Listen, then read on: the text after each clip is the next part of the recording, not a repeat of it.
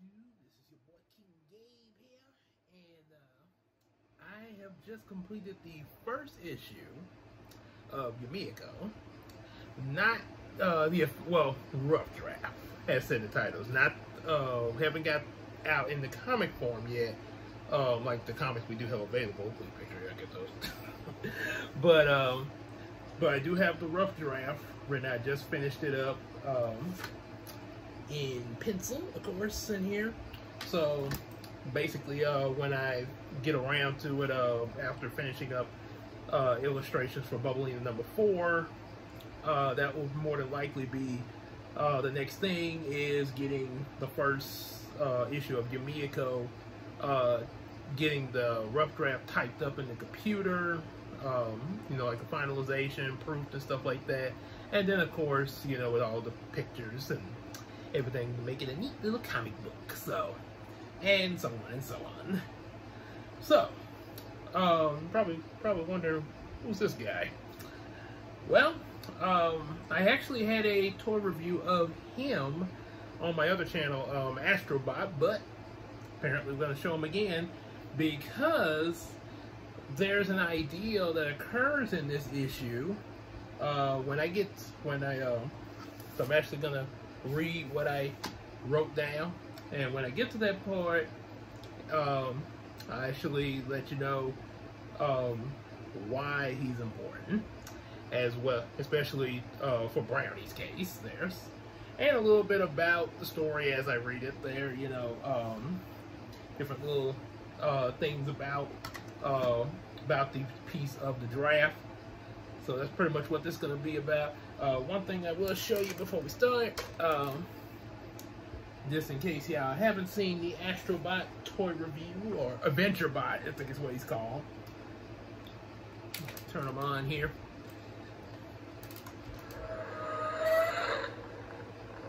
Astrobot. Oh, Astrobot. Okay, never mind. I had it right at first.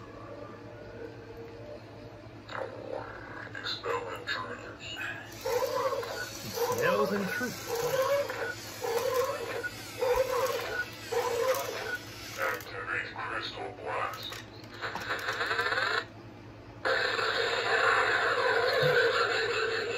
Lights up and everything. Combat support. Kind of see him how he looks from the front with that. Oh, we got a little beat to him. Ooh, don't want him to walk off the table. So, Energy regenerate. and back this way. Back this way, if you please. Target acquired. Eliminate. Make sure I don't get no intruders in here when he's around.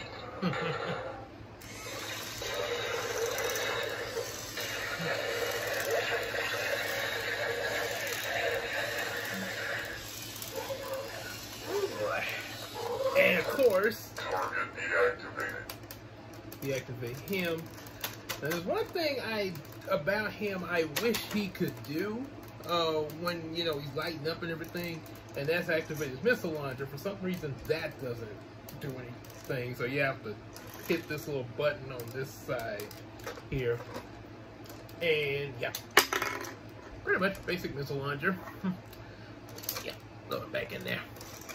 All right, so now that I showed you that, and of course, yes, as you all saw open, Brownie's in the story. Hello. Yep, so let's get to it. Let y'all know what's gonna be going on with Yumeko issue 1. From imagination to reality. So scene opens up as a wormhole. Opens in space with 2 spaceships emerging out in battle with each other.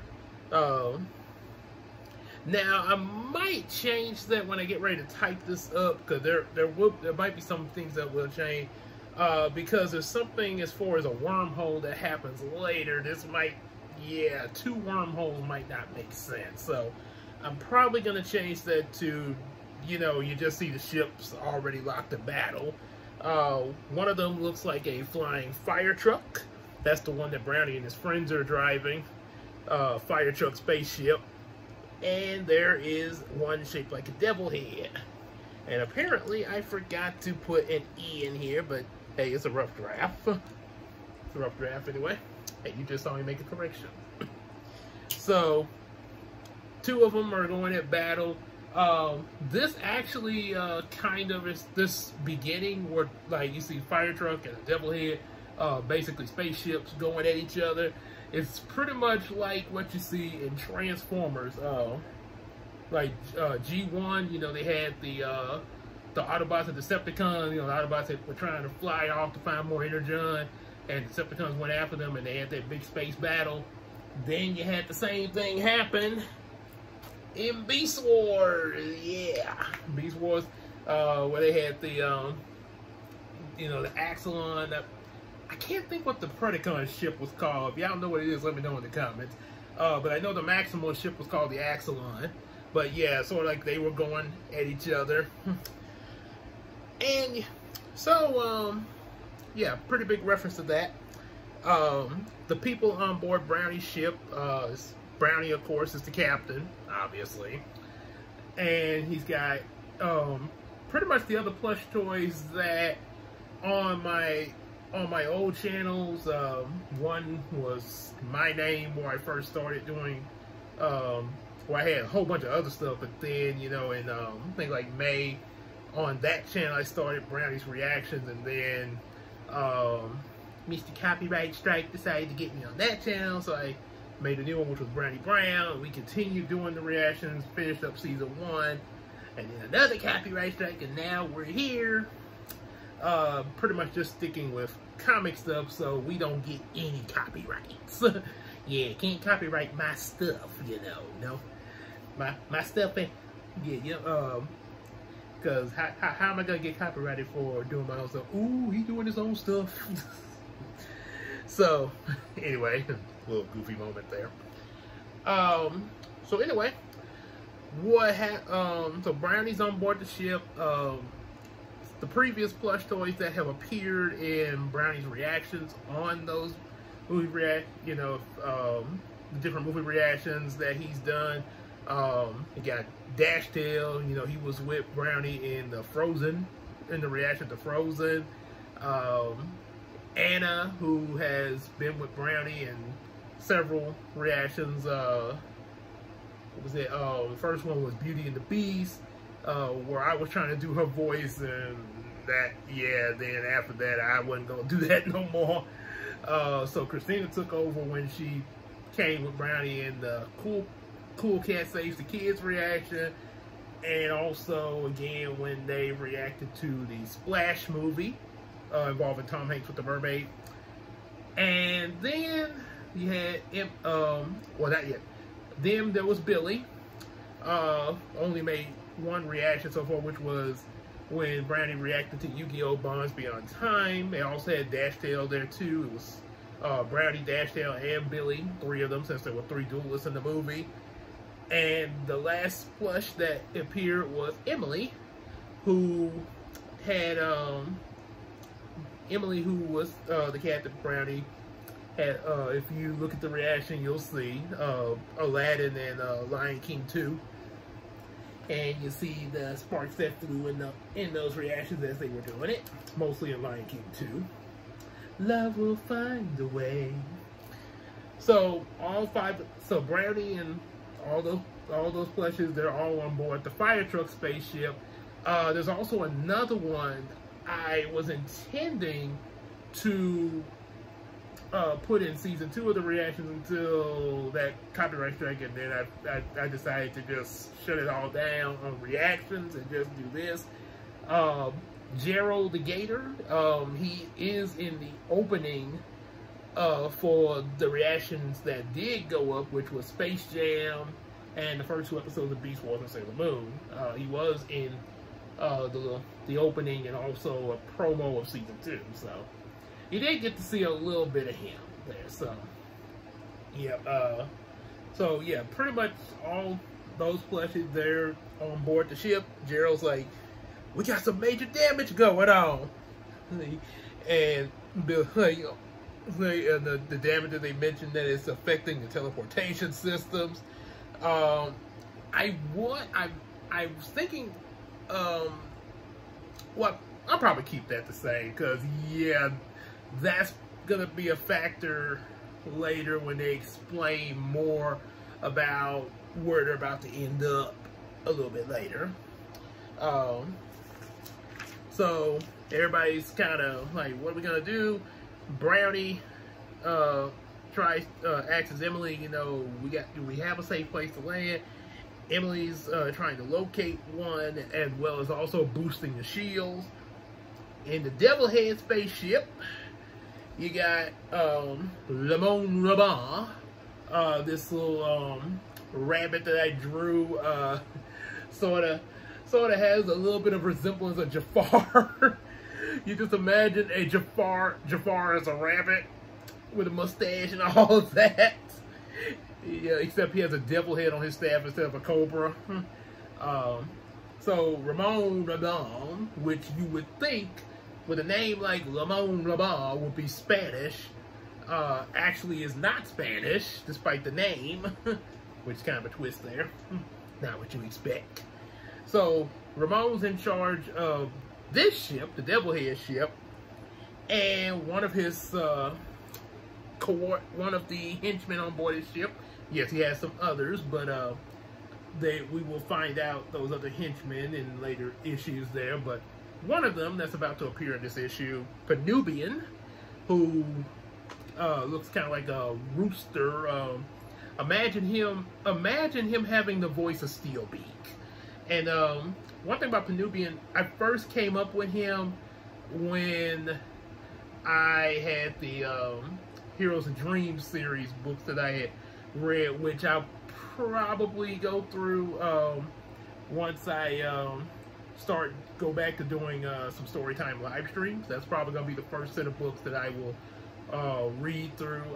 I've read through them before on the old channel, but some of you coming to this channel probably have not seen that. Pretty much like the movie reactions I mentioned. So yeah, this is you're probably going to be new to. So for my new viewers, yeah, I will be going through this for this channel. But in the Heroes of Dream series, there was a Egyptian god that I made up called Penubian, which was based off some actual Egyptian gods. I actually had looked up about Pithom and Ramses. They were, I think they were gods that were around, that the Egyptians were looking up to or worshiping during the time when Moses said, "Let my people go." Remember how in Ten Commandments they gave a name to the Pharaoh, which was also Moses's Egyptian brother, Ramses, and his blood father was named Seti, I think it was there. And then they had that little the lady that they were both kind of pining for, Nefertiti. So yeah, but see, in the Bible, of course, you know, it never did really give the Pharaoh a name. It just said Pharaoh. That's all. That's all you needed to know. So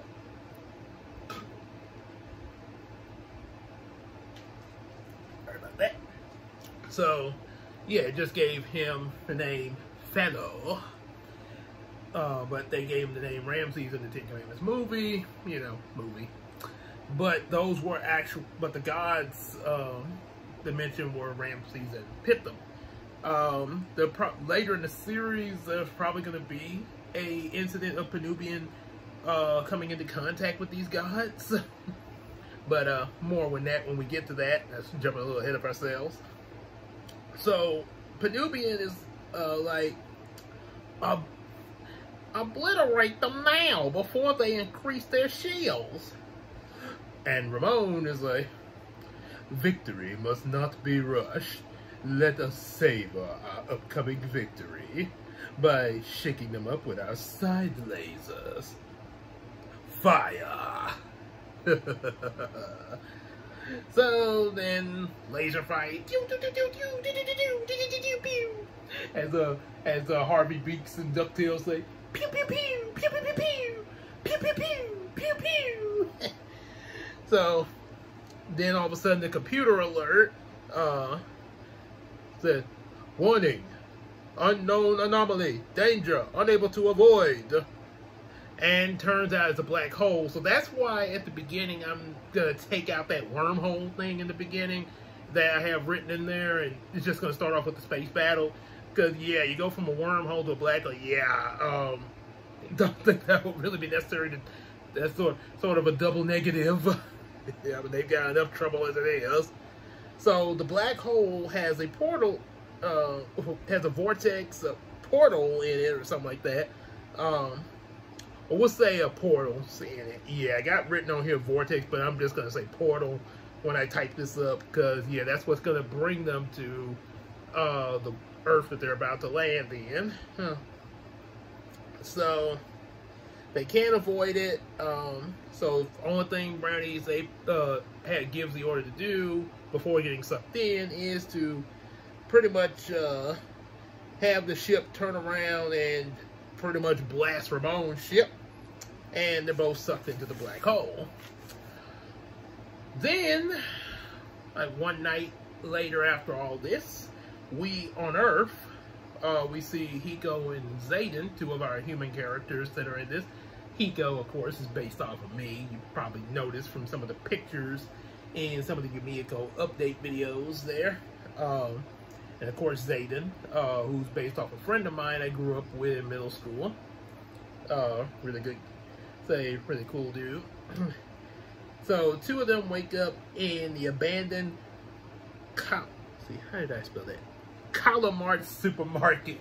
Yeah, I had to make up a name for it. It's actually, and to say abandoned Calamart is actually what they're about to go through in here is actually based off of a Digimon episode that, and by the way, yeah, my friend, his name, I keep going, this friend, yeah, because there's several friends that these characters are based off of. So, Zayden's based off of Quintus, from my middle school. So, what we're about to go into in this part of the story is a reference to a dream back when me and Quintus were role-playing Digimon, or pretending that we were Digidestined, while watching season 2 of Digimon Adventure 2. There was a dream I had where me and Quintus went into an abandoned Walmart Supercenter, and we went in there and there was all kind of weird stuff happening. Like we was attacked by some salesmen and flying cash registers and stuff like that. And I wrote a story around it back then as our own Digimon adventure, where yeah, it was some cash register mon, and our Digimon had to fight against them, and then there was it kind of went from here and here, and there was a thing about a Mega Digi-Egg and all that. So this is pretty much based with that, except it's not using Digimon because, you know, we don't want to get sued for using Digimon. So anyway, so they were in the store. Like, what's going on? Hiko mentions that the store was closed down 6 years ago. And rumors that it never got torn down because anyone who entered was never seen again. So, and after that, they run into Julie, another, who's based off of course, my friend Casey, also like my big sister, as I mentioned in a previous video. Julie is another character that she's allowed to be in the story, just like she's allowed Naomi to be in there. And there's a funny little nod about these two characters, Julie and Naomi. Also, there is a video where she briefly explains about Julie in how when we role played her in Yu-Gi-Oh as Julie Kaiba, but here she's Julie Yukoshi. And there's a lot of other things behind Julie in the role play days, but that'd be like a whole other video. So, but I'll remember to leave a link in the description about that. I'll try to remember to put a link where y'all can hear Casey talk about Julie.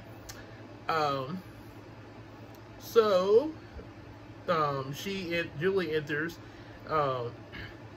Zayden tries to flirt with her. Pretty much the Brock of the series. Like, well, hello, you curious little beauty. Julie, as in Juliet. I want to be your Romeo, of course. And Hiko suddenly is looking at Julie, kind of blushing and also puzzled. But the reason why Hiko is stunned by Julie is because the first thing that comes to his mind is Naomi, who he has a crush on, as pointed out in previous videos. And the thing is, as he daydreams a bit, pretty much like the music video Hiko's Daydream, romantic daydream, Julie's like, hello? Hello? He snaps to attention and shouts and blurts out Naomi. He's like, oh, sorry, you look like Naomi. Oh, is she cuter than me? And of course, Julie's just kind of messing with Hiko. She's just joking around. But the thing why Hiko say that Julie looked like Naomi, actually they kind of do. The only difference between Naomi and Julie, and they're just like when I draw them out for the comic, Naomi has really dark brown hair, and I think now this is what I'm thinking right now, but it might be slightly different, but still similar. Julie will probably have solid black hair, possibly, unless Casey has a different idea, because sometimes concepts do kind of change a bit. Last time that I drew Julie for Brown Chronicles, in the Brown Chronicle pictures, she had black and blue hair mixed together, and there were times where I actually had Julie with solid regular brown hair, like in Heroes of Dreams, and Naomi still had her dark brown hair, which they really look similar until Julie's hair changed in 2 other books before the Heroes of Dreams series just got shut down. Which is why she has the black and blue hair in Brown Chronicles, and possibly solid black hair here. Again, unless I get a different idea from Casey on that character, since, it's originally hers. Hiko obviously is going to have blue hair. Zayden is going to have green hair. So, with that, yeah. And he's like, y'all look similar.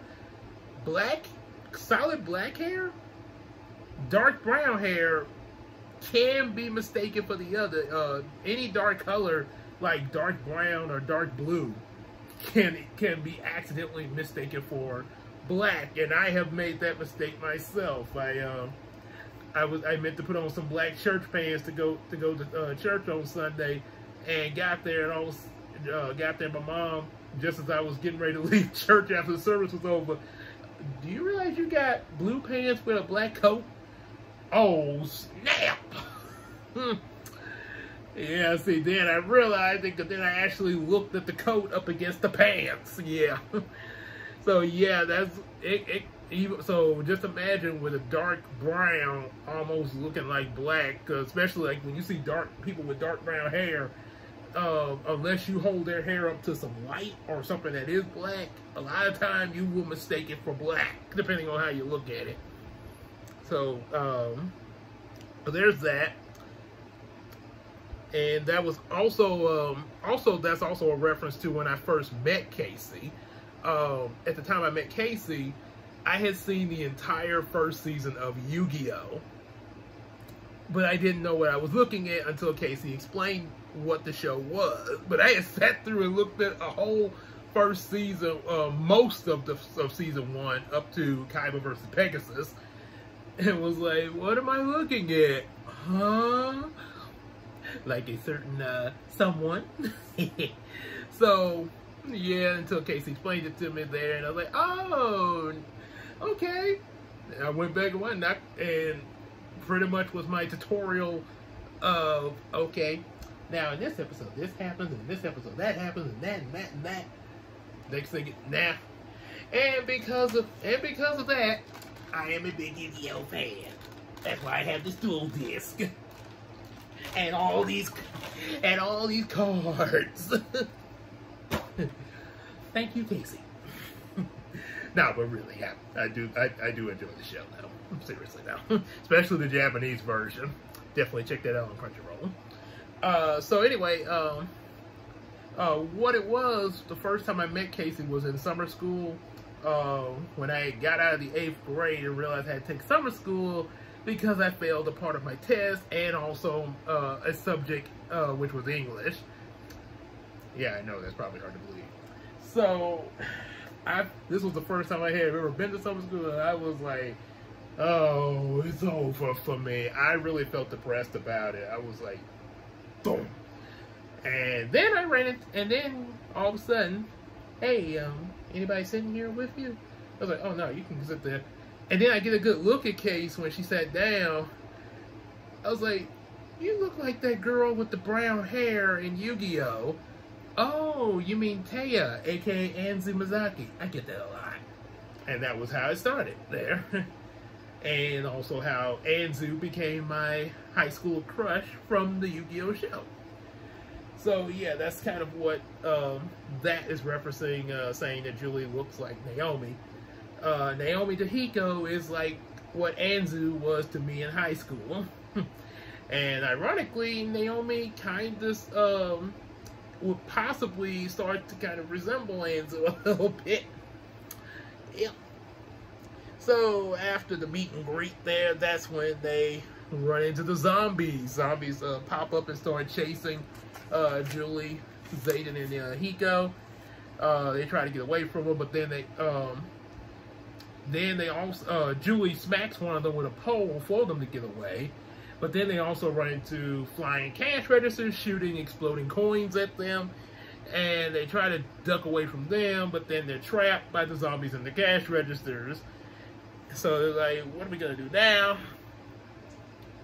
And then what happens is Zayden tries to show off some kung fu moves. Like, don't worry about it, I got this. And so he goes up to the zombies like,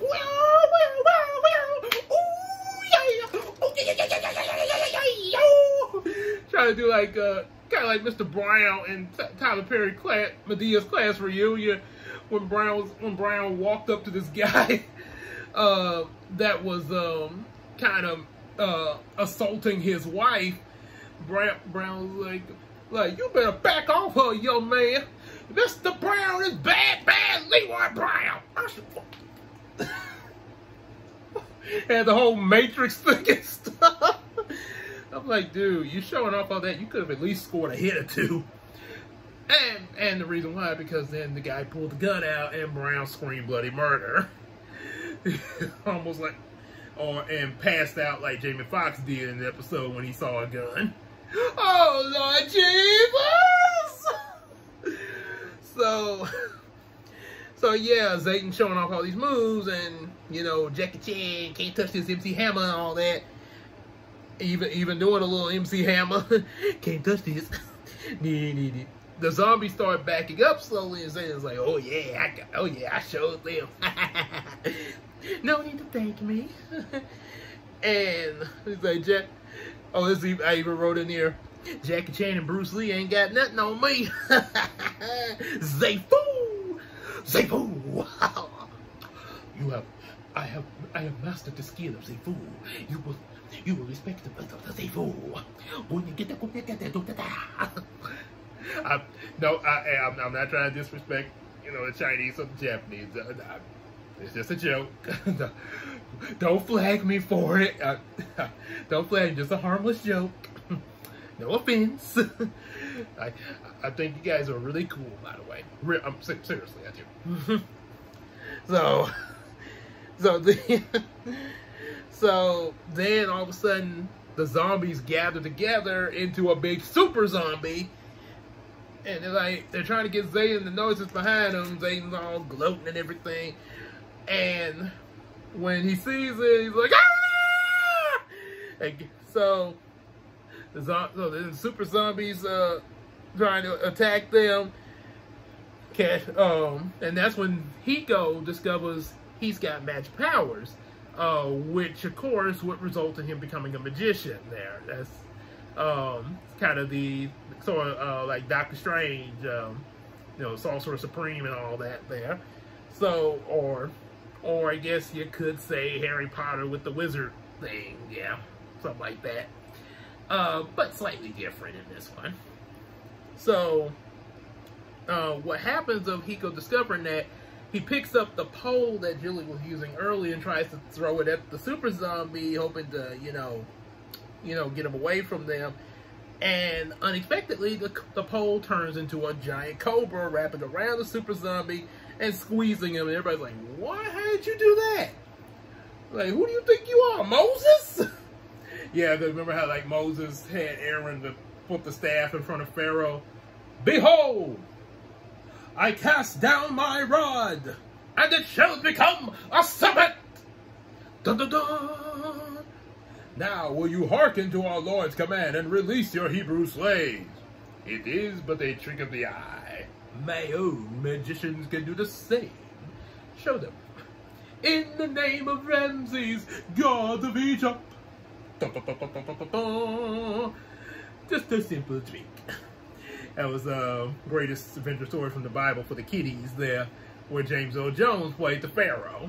And of course, it also was in 10 Commandments before the "Cast down my staff before Pharaoh, and this you shall know that the Lord is God." So, before I rant too much into that, so yeah, the snake's wrapping around the super zombie. Hiko's not sure how that happened, and then Penubian shows up, and has the cash registers shoot their exploding coins to cause the cobra to turn back, to release the super zombie and turn back to a pole collapsing in pieces. Ouch. And then Penubian's like this. Wow, it looks like your little snake trick didn't quite pay the price. Steel Beak sounded in the 90s there. I kind of imagine he starts off with the 90s Steel Beak voice, and maybe later, like I say, it'll be more explanation when we get to that point, but I do plan for this to happen when Penubian comes into contact with these Egyptian gods. It'll empower him some kind of way, and possibly his voice will probably go from this to sounding like how Steel Beak sounds in the new DuckTales series, which some people didn't quite like, but I didn't really find a problem with it there. When he's like, "Ooh, so what you have right there is a smart rat, right? Why did you just say that? So, did the rat make that jumpsuit on a regular sewing machine or his own tiny sewing machine? Either way, you gotta admit, I'll get rid of them. And not because you said so, because there's no trap like a steel beak." You get it? To my beak, it's made of steel. Thanks for playing. Yeah, and also the funniest line. What makes Scrooge McDuck so hungry, he'll eat all the Royals' toys? So, yeah, something like that there. So, back to what Penubian was saying in here. Well, there's more to... But no, looks like that little snake trick of yours didn't quite pay the price. But don't sweat it. There's more than one way to pay the bill, Hikoji Makuro.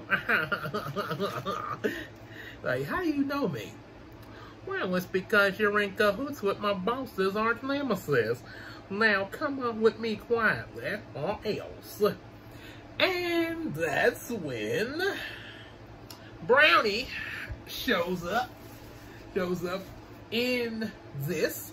Now, to explain why I had this up here, this is actually, Brownie's going to show up in a battle suit, and it'll look somewhat like this. Now, of course, I'll probably have some different designs a little bit to sort of spice it up, make it a little more, you know, make it a little different from what you see here.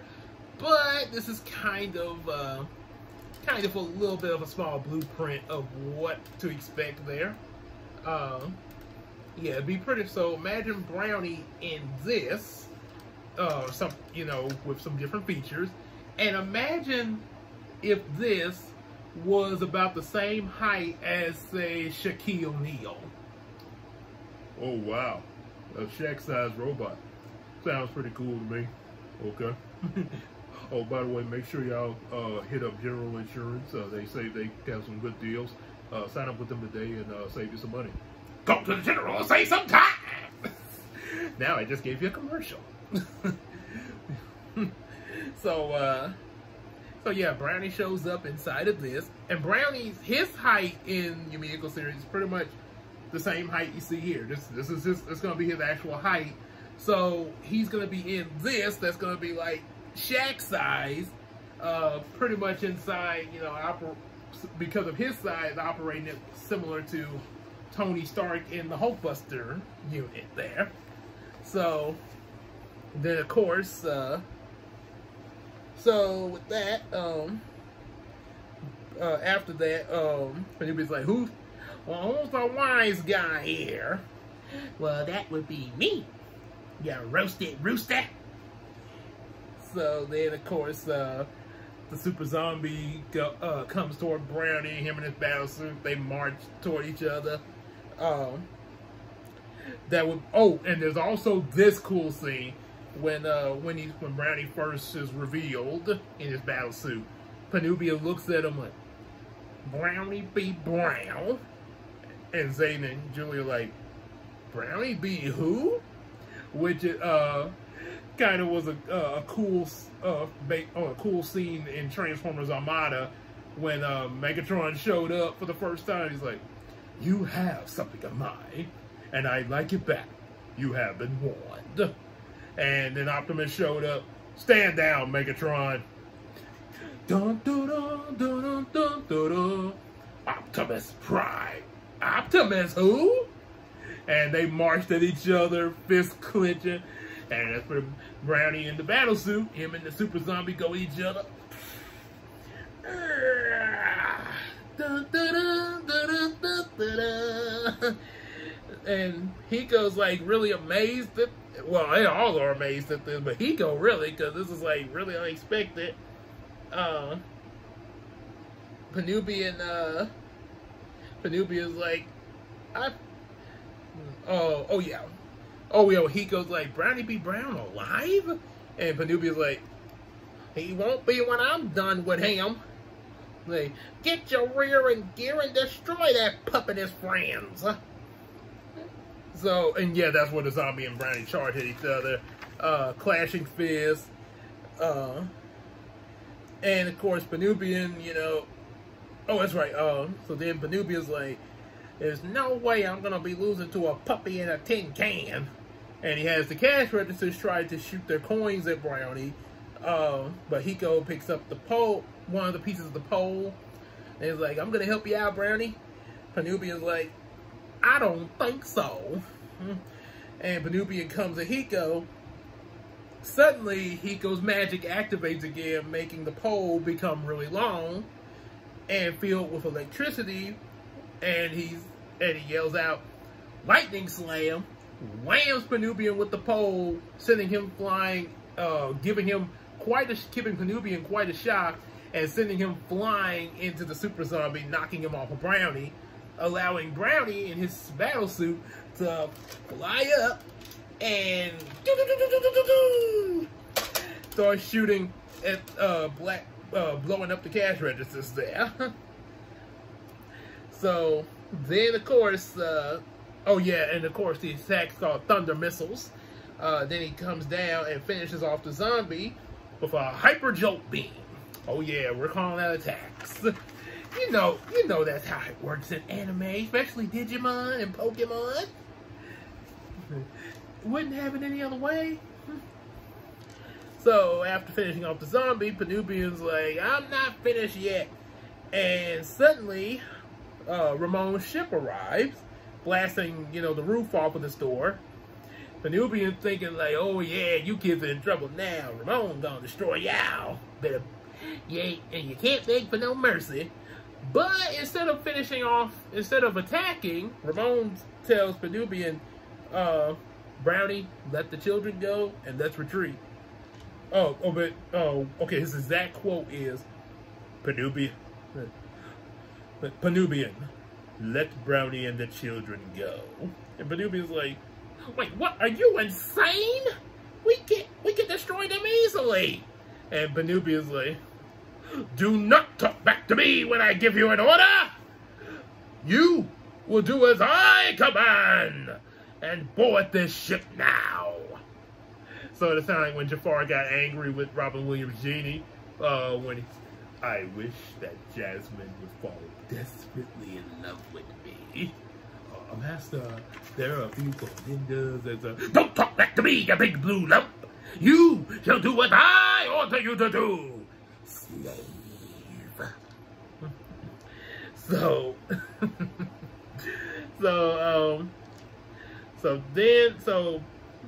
Ramon, he does like what Penubian says. He's like, next time we're gonna get you. And the ship flies off, and the kids are wondering what is next to come, and that's where the issue is. So that's how that's what Yumeko issue 1 is gonna be like. There's a few things I kind of have an idea of what would come after it when I start writing issue number 2. Obviously it would pick up from there. Brownie fire truck would call for his fire truck to get Hiko, Julie, and Zayden home. They sort of explain a little bit about Brownie. It's a possibility that issue 2 might have a Hiko explaining about a story that he wrote with Brownie or better yet, that Brownie might explain what happened that led to the space battle between him and Ramon, which would be the story that I wrote back in elementary for a Disney writing contest, Brownie in Space, where he went to the planet Uranus to fight ice monsters and their evil king to rescue a princess up there. Now, over time, of course, there would be a few things that might be a little different with the story. It was pretty basic the way it was written back then, but of course, there would be some things changed, like he would still go to Uranus, ice monsters, stuff like that, but of course, Ramon would be, it wouldn't be an evil king, it would be Ramon, I thought I saw something there, it'd be Ramon Waba in charge of the operation.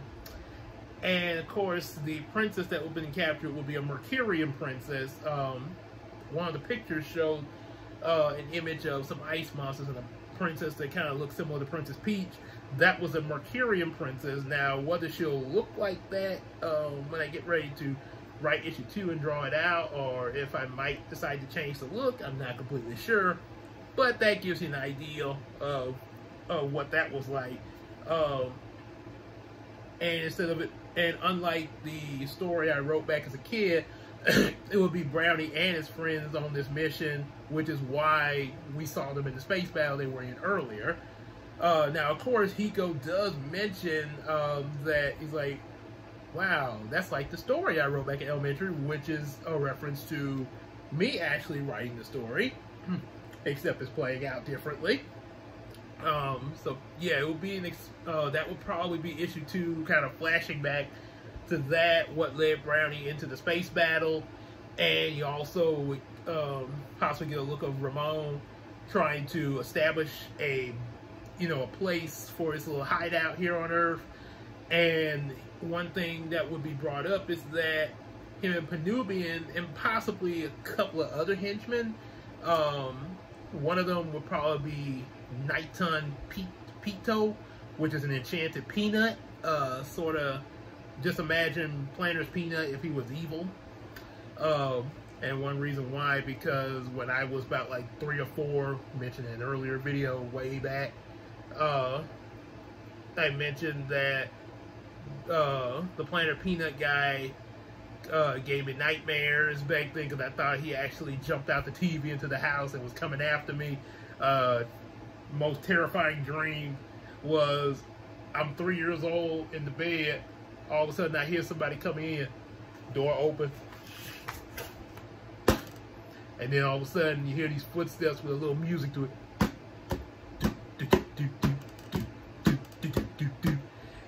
Mr. Peanut comes by, and for some reason had to use the restroom for some reason. Don't ask. Then he goes back by the door. Out the front door. I think he's gone. Next thing you know, dances all over the room. So I wake up screaming. So, and also there was one where he painted the California raisins yellow and scared me, and then I also got angry. So, because I'm a big fan of the California raisins. So, what happened? So, yeah, probably. So those were probably 2 of the henchmen that would be with Ramon in issue 2. It'll be revealed that some of his other henchmen that were on board the ship with him have gotten separated from him.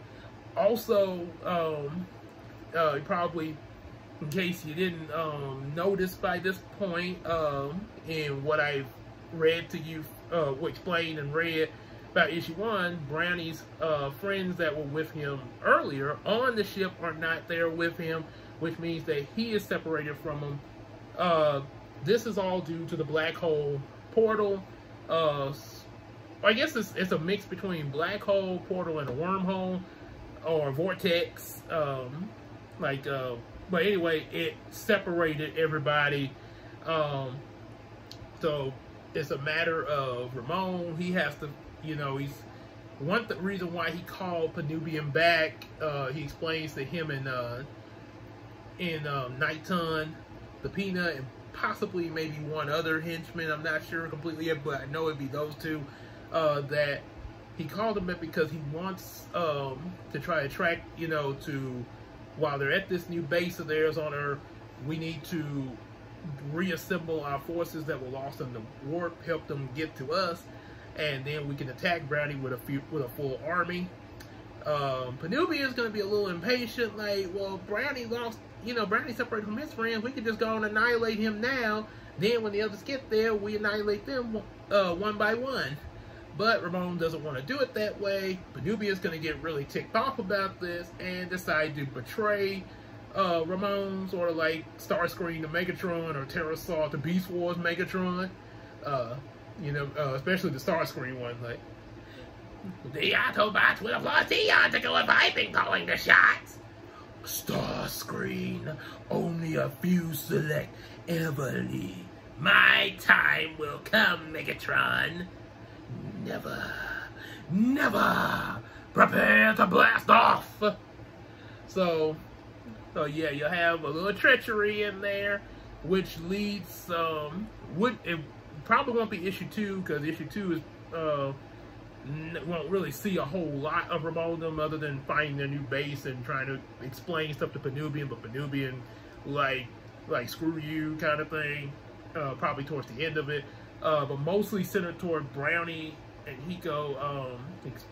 Brownie explaining about what happened before the space battle, which gives you the story of him and his friends in space saving the Mercurian princess from Ramon's little organization on Uranus. So there'll be that. Issue 3 probably would be the plan that Penubian's going to execute, defying Ramon's orders, trying to get at Brownie and Hiko. I'm not completely sure exactly how Penubian's plan is going to go in that. Chances are it's going to range from, it's probably going to involve one thing I do know is after that they are gonna have to meet up at Julie's grandpa's dojo, which is in this restaurant called the Cafe of Wonders, owned by Marcus, and that's where we meet some of the other characters, like Julie's twin brother Tim. Might possibly meet Naomi in there. I'm not completely sure. And depending on what I come up with, we might get an introduction to Taikari at that point. I know that there's going to be something involving her that she definitely will be in, involving a ghost doll later. But she might appear before then in Penubian's little plan there. But it's a little thought in process, but so far that's kind of what I got there. Issue 1 and some of the other stuff that I sort of, you know, racking my brain with a little bit, sort of kind of put together in my head there before writing it out. So that's pretty much what I got so far. Issue 1 and what might be soon to come. A few little props, as you just see. Brownie. Also, one of my other plush toys out. All the others are up in a box. I always have Brownie out, but some kind of rotating between the different plushies that I have out. So right now, Brownie's hanging with Dashdale. Yep. Yeah. Well, he can move his little squirrel puppet there. I'm Dashdale. Sort of imagine if he had the voice of Sonic from the live action movie, who also plays Dewey in DuckTales. When there's trouble, called D-E-W. Dewey do. Now hit me with a saxophone, Bradford. I believe the blue one is playing an imaginary saxophone.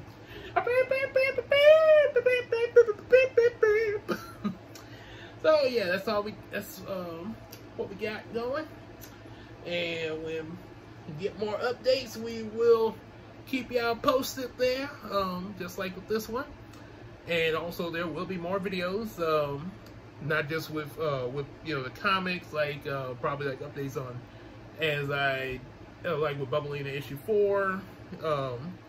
It's slowly, but it is coming. Since, you know, I'm not doing movie reactions, I am coming along with that. Yeah, updates with stuff like Bubblina, Yumeko, of course, possibly Dora, you know, depending on how Lanisha does with her schedule and everything, slowly but surely.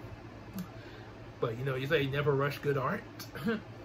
And as well as other little mixed videos, like we'll have toy reviews soon. You already seen a few toy skits, so we'll have toy reviews being redone coming up there, as well as also possibly some music videos every so often there, depending on what comes to mind, and other randomness, as you see on the playlist, randomness, and, you know, like I say, and that'll be so that's pretty much what to expect, and we will see you next time that something comes to mind with the comics or anything else that I'm doing, and see you later.